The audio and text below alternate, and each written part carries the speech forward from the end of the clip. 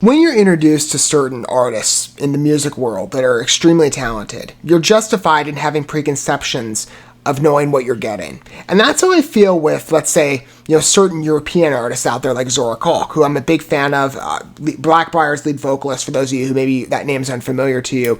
One of the most talented female vocalists I've heard, not only in the rock scene, but in the European scene especially. I mean, her voice is just, it's so discernible in its beauty and its transfixing quality. But even then, when you're familiarized with one artist, they might work with another. And in that, you also get more first introductions to other talent, right? Zora Kalk being the big name, perhaps is a big draw for Blackbriar fans. But Mortemia, I'd never heard before. And they recently did a collaboration together through What Else Is There? It was a one-off project, I believe, from the Pandemic Pandemonium Sessions. That's the album name. I still love it. It's so creative. But Mortemia was very much a fresh listen for me. So I'm very familiarized with, one artist, but not another. But Mortemia I found, an equal love for as another European artist. As I've explained before, for music that I come across, I have a very special place in my heart for rock and metal groups within the European scene. I find a lot of talent within that avenue of the music world. And Mortemia was very unique in that it's a Norwegian gothic metal group with a bit of a symphonic edge. It's a one-man show, I believe, but the artist is extremely talented. So you had a two-way success in that first listen with beautiful vocals blending with a beautiful tapestry of sound. We're going to try for a round 2 today with Mortemia, because I was curious, I haven't heard again much of Mortemia beyond just What Else Is There, and I'm like, okay, is there any other recent stuff? Well, as of the last couple weeks, it took me a little while to get around to it, Mortemia published this piece called Forever and Beyond. I believe this is another track off of that collection of songs, the Pandemic Pandemonium Sessions, featuring artist Toni Grahn, who, in this case, we're going from one first introduction to another. First of Zora and Mortemia. It was Mortemia that was the first introduction, but here, it's Toni Grahn, who I believe on some research is she's a Swedish vocalist. I believe she's acquainted with another group called Follow the Cypher. I think she's the lead vocalist there. I've got them actually lined up for some future coverage as well on this channel. But let's give, Toni Grahn a first introduction. I mean, I'm curious to see more of the female vocalists out in Europe. Again, Zora was very impressive, and there's been others. Uli Perhonen from Snow White Blood, who's also done collaborations with Blackbriar through Snow White and Rose Red. Snow White Blood, if you never listened to them, another beautiful group. They're German, I believe. I think they're German-based. But Mortemia really impressed me. Let's give Forever and Beyond a listen. And as always, I try and provide the most ease of access with my videos in regards to my music-related coverage. I love making that a mainstay on this channel. I've always wanted to dive more deeply into music as an art form. It's been a long-favored expression of mine beyond some of the other creative ventures I have made mainstays on this channel. Largely stuff within the visual space, like cinema and television. Music is always something I've wanted to dive into deeper. So, let's give Mortemia a greater prominence. I also like to recognize artists that many people are not familiar with, and I usually judge based on my friends group. Nobody knows who I listen to, especially when it comes to European artists. I'm happy being the anomaly, right? Because I know where the talent is. Anywho, not to speak ill of some other groups out there, because my friends do listen to some artists that are talented, but you don't tend to listen to any from Europe. And I've come across, quite the plethora of talent. So, I'm going to cue up the music video. We can watch this and listen to the track together the first time. And for your ease... Oh, it's a lyric video. I was going to say, I'll superimpose the lyrics later, but I guess they provided a convenience for me here. Anywho, okay. I'm going to cue this up. Here we go. Bit of an electronic metal vibe. Oh, I like it. It's really dark. This is much more along metal territory. Much more intense than, What Else Is There? I like it. Much faster pace. Easily jiving with me.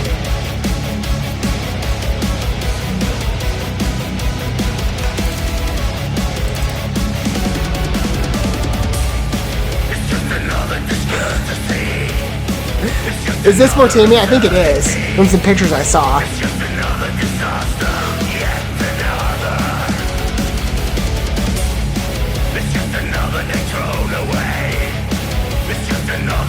This is very much more of a vocal collaboration, I guess.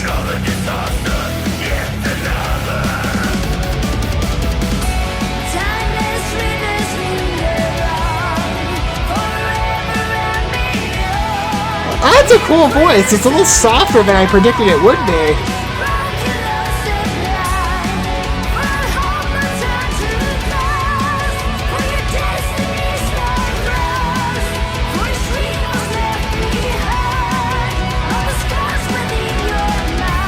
Oh, that's beautiful. It's such a natural vibration, too.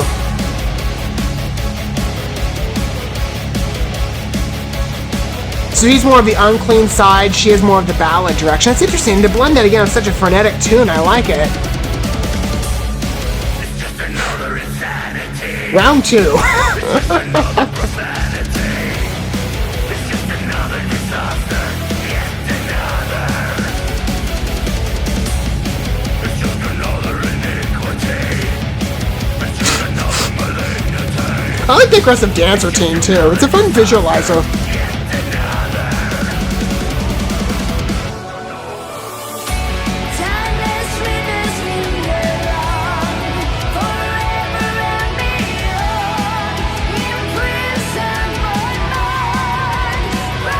That's good.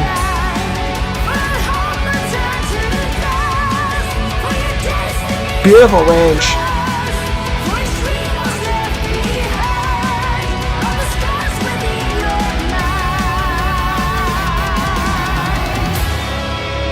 I'll definitely keep my eye on Mortemia in the future in regard to future collaborations. This might be a great gateway to have access to other European talent. Because Toni Grahn is a nice singer.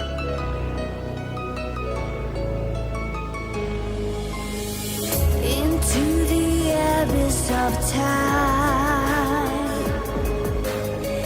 diving deeper into your mind. Behold the graveyard of dreams that once were broken and buried in deep. It's interesting to intermix like a very beautiful video with a bit of an ominous edge, at least in the introduction, with a more tragic nature of the song. It's really good though. Broken statues, weathered creations, gorgeous. Timeless rivers linger on, forever and beyond. Imprisoned my mind, broken lost at night. For hope but time to pass, for your destiny's not lost. For dreams left behind, all the scars within your mind. I'm definitely curious to hear more of her. I wonder if she's... Again, it's interesting to see somebody, again, within the metal scene have a much softer feel. It's an interesting match, right? Whereas we might think of, people within the metal scene, especially within European metal circuits, and they tend to go from... Very much so with Mortemia. Which she had a bit of a scream that you heard before with... Zora Kalkin, his collaboration of her, but it was much more of a background element, and her vocals were the first thing you heard for actually the majority of the song. It was pretty much just Zora in the principal seat of the vocalist position. This is much more of a dual act. But I am fascinated with the variation here in regard to this new work. I mean, again, it has that much harsher metal palette, right? Everybody can hear that, obviously, but... blended with this, again, it changes. So, it's frenetic when it needs to be, especially in the introduction and staging its arrival. But then as soon as Mortemia's vocals pass and Linda kicks in, it becomes a little softer, like almost like more of like a generic. Like, I don't want to say generic. That's not a good word to use. Pop-centric, maybe. It has like a softer ballad edge to it, with, again, keeping that rock intensity, but with it's drawn back a bit in regard to like the sound effects, the guitar, the overall digital nature of the track, too. That technological edge to it I found very interesting.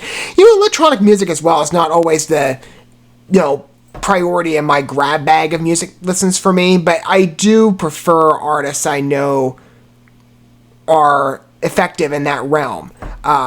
Dead by April, one example, another European group, and I thought that their involvement with electronic sounds into a metal track, it has worked, in my opinion, quite well. This is a good second. I'm really developing a love for Mortemia. Again, this is a very different genre in style compared to what else is there. That still, again, had a harsher edge to it, but it was much more ballad-centric than this. This is much more along the lines, again, let's say like Bullet for My Valentine or Within Temptation. Within Temptation's a good comparison, actually. Good. Satisfactory listen, and Linda Toni Grahn is a pretty good vocalist. Again, she's got a little bit of a softer edge to her vocals, but I don't mind it. It's interesting. I think she's an interesting fit for the song, and the dance performance is kind of fun to watch, too. It makes it kind of a fun presentation. I mean, even the song itself, again, I liked how the tragic edge of it with the lyrics sort of mirrored the pacing, right? As the lyrics are... The song's much softer when you need to hear the message of the piece, but then when it drops off, it goes back into that, for the most part, that harsher metal side. It's a lot of duality here in regard to what I hear in the musical elements, but it's interesting. It's a really good listen, in my opinion. What are your guys' thoughts for those of you who maybe are more established Mortemia fans than myself? Again, I'm very much in my early days of coming on to this artist. But it's a first introduction for me for Linda Toni Grahn. I would imagine for many of you, watching this video, you're probably in that seat of having this be a first impression for you. So I would love to hear what your thoughts are down below. But maybe you're a little more familiarized to both artists than I am at this point. What were your thoughts on it? Whatever angle you come from, feel free to disclose that down below. I'd love to hear what you guys have to think about the track, or what you have to say about it. But I'm impressed. I mean, on both levels. Again, Mortemia, I'm really developing a love for, and Linda Toni Grahn, I'm definitely interested in the next couple of videos. Like I said, I'm going to look at some of her other endeavors with Follow the Cipher. I'm curious to gauge her talent more in other places. But it was a good first introduction to her as well. Again, softer vocalist in the metal scene, but a bit different, at least. It's a she and Zora. Well, actually, no. I'd say they are sort of along the same lines in the sound of their vocals, even though, well, I don't know if Linda Toni Grahn has the capacity for like a metal scream. Zora does. We'll see how comparable the two are. It'll be interesting to see who comes out the champion, in my opinion, of who's my favorite. I mean, Zora so far, but who knows? Maybe Linda Toni Grahn could be quite the competitor. But I'm impressed. It's a good track. Very, very much enjoyed the first listen. Thank you so much for watching this video. Before you bounce, feel free to drop a like and comment, subscribe to this channel with a ding on the bell, and share this video with your friends. And consider checking out the description here. There you'll find links to my other channels, as well as addresses to my other social media accounts and ways you can help support my work if you feel so inclined. May God bless you, and looking forward to when our paths cross again.